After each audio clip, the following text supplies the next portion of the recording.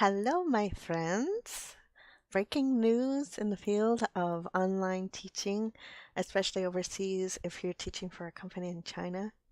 News flash.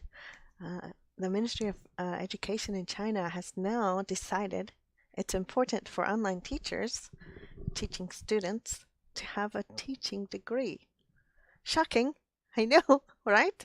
So then now those of you who are online teachers who do not have a teaching degree may be facing some challenges because of the new legislation. Ooh.